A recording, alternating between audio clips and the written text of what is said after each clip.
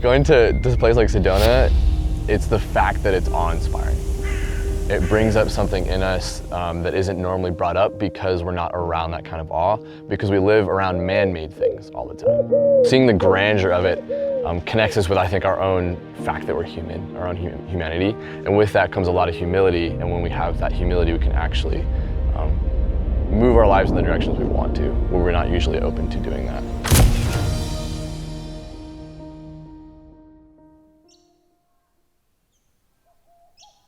Yeah, so we get to camp and, it's dark already.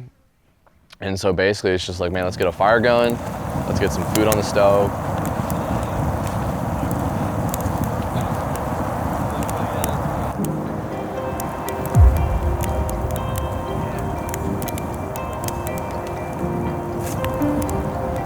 What's in the back of your mind that you're responsible for? Family, your health, your wealth, relationships, the whole thing, right? So instead of taking it, let's get rid of it, forget about it, all that. I'm gonna take it from you guys. And we're gonna put them away for later. But we're choosing right now to step away from those things, be present with where we're at. We're resisting the busyness, like I said earlier. My hope is to truly be rejuvenated because I'm fully unplugged. So I know we're gonna be very active, but I'm still hoping to just be able to breathe a little bit easier. Yeah, so we just kind of move into this opening ceremony, and what that looks like is just kind of calling out the moment that we're in, that we all are really busy, but we're here to slow down, and this trip isn't just about having a lot of fun on a really cool adventure, but that it's really about who we're becoming, and it's about transformation. So helping everybody get in the mindset of that so that we can go do the adventures with the appropriate lens. The last thing I just want to kind of leave you with this is it's kind of like a blessing. So may you find rest that you need. May your soul catch up with you. May you have yourself without achievement, and may that be enough. And with that, go to bed. See you tomorrow. Breakfast will be at 8 a.m. I'll make coffee before then. And then we're going to go canyoneering. Awesome. Like 2 weeks. And make sure you're all good to go, ready for the trip. And then we're going to load up some climbing gear here, and then we're going to hike up here and do some practicing. Fear has the need for security and for safety and for comfort and for help. And so when we feel afraid with something, whether that's in our businesses or whether that's rappelling off a cliff, we can think of that, like, what do I need right now that's going to help me deal with this fear?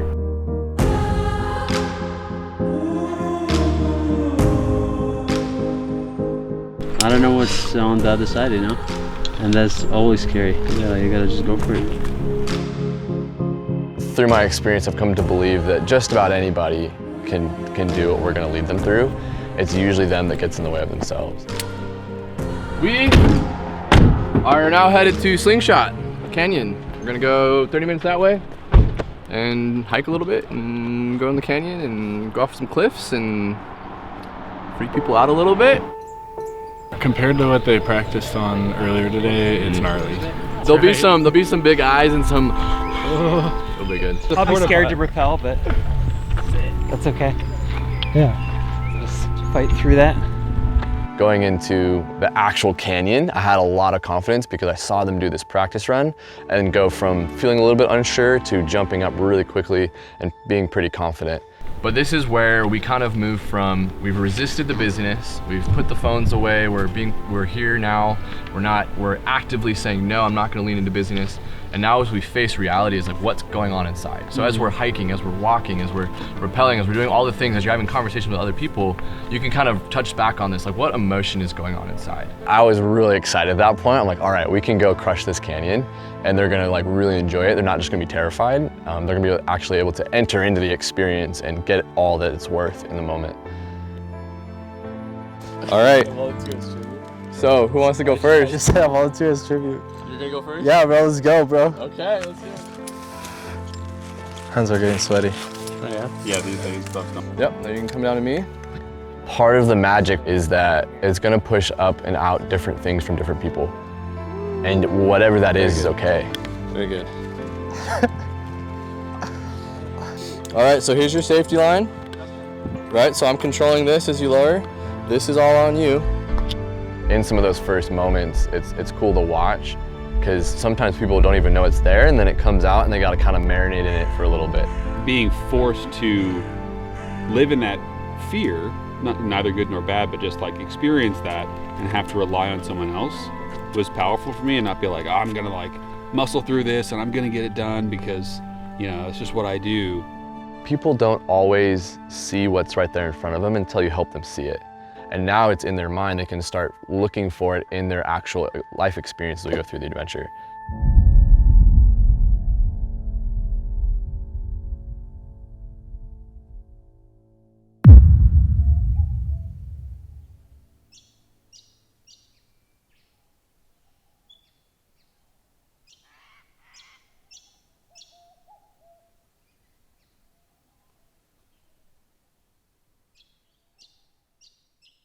There's a lot I can tell about whether the person's ready for it and if they're a good fit.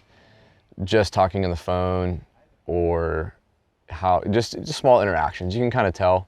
But you really don't know until they get here. You know, you don't really know until you hook them up to a rope and see how they do with it, right? There's always that kind of like, just the unknown of how it's gonna go.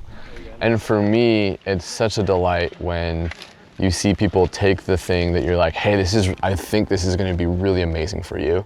And then they run with it. And that's what all these guys did. And so for me, that's the biggest gift of the trip.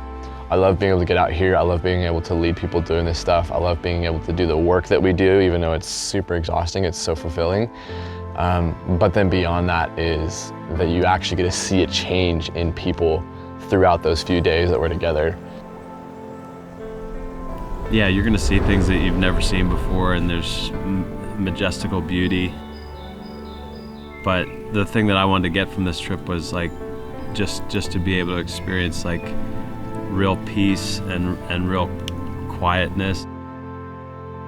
Being unplugged, you don't have your cell phone, you don't have even your watch to know what time it is. It gives you that space, and you gave us that space, to ask ourselves that question. To ask myself that question, like, who am I becoming? Oftentimes our comfort zone becomes hustling, becomes the business, becomes the whatever noise we have going on, you know? And I think what this trip really helps, and would help any probably person that I know, is actually get out of that highway that we are going on and just slow down and stop and really come into face of reality. It felt amazing, bro. Jump board! Let's get it! Let's go! Let's go! Big old yell on 3. Ready? 1, 2, 3. And every little thing that doesn't go perfect, because it never goes perfect, right? All of that kind of just washes away, because I'm like, all right, they got something out of it. They got a big takeaway. There's something they're going to be able to use in the future, and that's all we need. We just need to start the conversation and get them moving in the right direction.